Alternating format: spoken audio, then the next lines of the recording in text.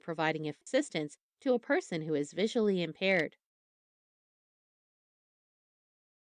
Many people who are visually impaired receive training from mobility instructors and rehabilitation specialists on ways to plan travel routes and navigate from one place to another, both indoors and outdoors.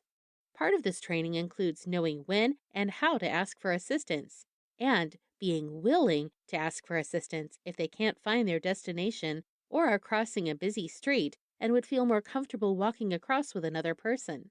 Some people, however, for a variety of reasons, are hesitant to ask for help, but will accept it if it is offered. Have you ever been asked for help by a person who is blind or visually impaired? Or have you seen someone who is visually impaired and looks like they might need some assistance? What did you do? Or what do you think you would do? Let's review some basic tips and approaches for offering and providing assistance.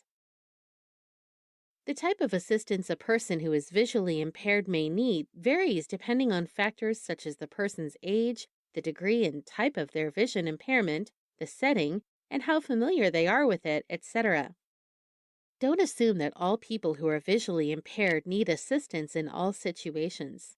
At the same time, don't assume a person does not need assistance just because they are using a white cane or guide dog or because they have not specifically asked for it. You will need to make a decision about when to offer assistance. If you are not sure if someone would like help, err on the side of asking them rather than walking by and saying or doing nothing. If the person does not need or does not want your help, they will let you know. Unless it is an emergency, such as someone is about to step out into traffic or fall in a hole, never push, pull, grab, or touch a person who is visually impaired without permission. That can be scary and it is rude. Instead, verbally introduce yourself and ask if they would like some assistance. If it seems like the person does not know you are talking to them, you might gently touch their arm to get their attention. If the person says yes, ask how you can best assist. Sometimes the person may just want directions or confirmation that they are on the correct route. Other times, it may be helpful for them to walk with you. Knowing the basic steps of a technique referred to as the guide technique will be useful for you to provide the most effective assistance. The guide technique is a practical and comfortable way for people who are visually impaired to walk with another person. It is a 5-step, easy-to-learn technique for being a guide. Step 1. Make verbal contact with the person who is visually impaired, introducing yourself and asking if they would like assistance. Step 2. Offer your arm by lightly tapping the person's hand with yours. This will cue the person to take hold of your arm just above the elbow. Note that the person takes hold of you. You are not taking hold of them. Step 3. Hold your arm loosely at your side. You can bend it slightly at the elbow if that's more comfortable. Step 4. Begin walking next to, but about a half step in front of the person who is visually impaired. This gives time for the person you are guiding to stop when you do without bumping into anything. Do not break contact with the person without giving warning. Step 5. Be verbal. Check in frequently to make sure your walking position and speed are comfortable. Give verbal explanation of where you are and where you are moving to, and describe the surroundings. Now, let's see these steps in action. Walking with another person, the guide technique. Detailed instructions of the guide technique follow. The guide technique is a safe and effective method for walking with and guiding someone who is visually impaired. Never push a visually impaired person from behind. And do not grab hold of the person unless there is an emergency or imminent danger. Always address a visually impaired person before making contact. To make contact, ask, "Would you like some assistance?" If the person says yes, ask, "Would you take my arm, please?"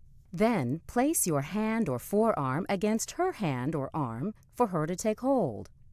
Keep your arm relaxed and hanging loosely at your side. The visually impaired person will grasp your arm above the elbow, placing 4 fingers on the inside of your arm and the thumb on the outside. Let's review the technique. address, ask,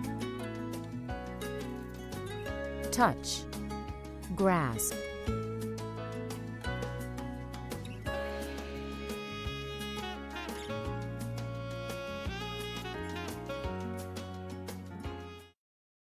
If the person you are guiding doesn't already know the proper grip, describe it and steer her hand to the correct position on your arm. People who are unsteady or frail may hook their hand in the bend of the guide's elbow for a more secure grip. Body position when walking. When walking, the visually impaired person stands next to, but 1/2 to 1 step behind you. She will follow the movements of your body, walking and stopping when you do. Give verbal cues about where you are and where you're going, and describe the environment. For example, we are coming to a doorway. The visually impaired person may continue to use a cane for added safety. It is possible that someone who is visually impaired can use this technique to walk with a companion who is also visually impaired. Now that you know how to offer assistance, let's talk more about communication and personal interaction. Good communication is the key to providing effective assistance to a person who is visually impaired. Imagine someone stops you on the street and asks if you know where the entrance to the uptown subway is. How often do you think your response sounds something like, "Sure, it's right over there," as you point in the direction of the subway entrance? What if the person asking for direction was visually impaired?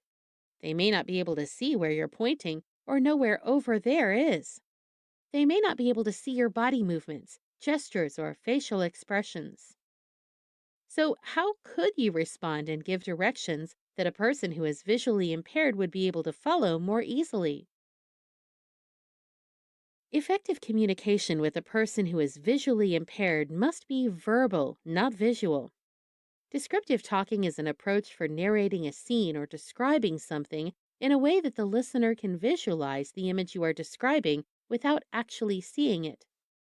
So, what if you replied to the person looking for the subway entrance, "Sure, it's straight ahead and to your left."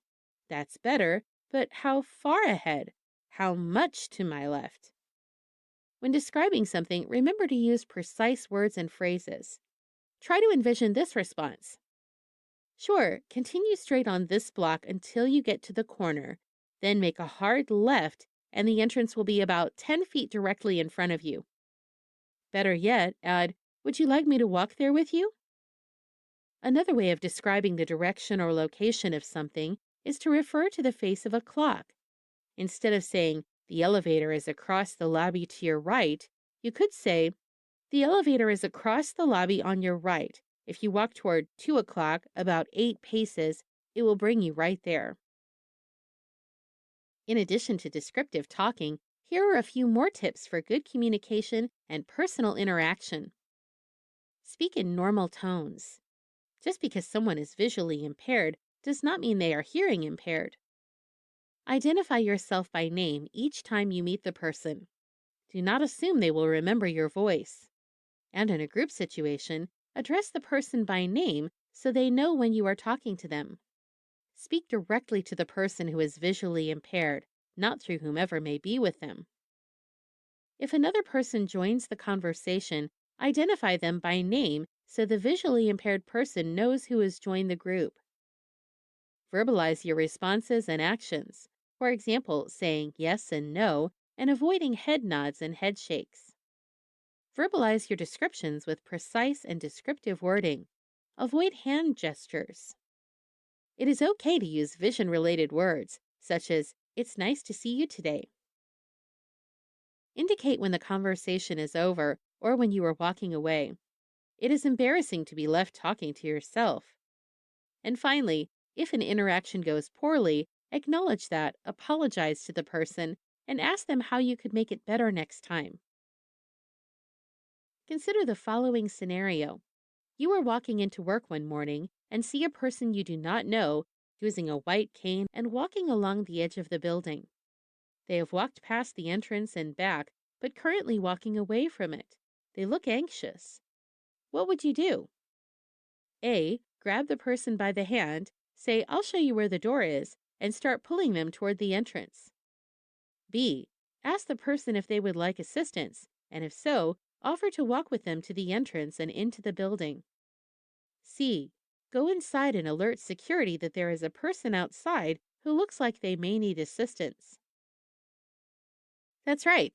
The best response is to ask the person if they would like assistance and offer to walk with them to the entrance and into the building. Thank you. If you have questions or would like more information about anything discussed today, please email elearning@lighthouseguild.org.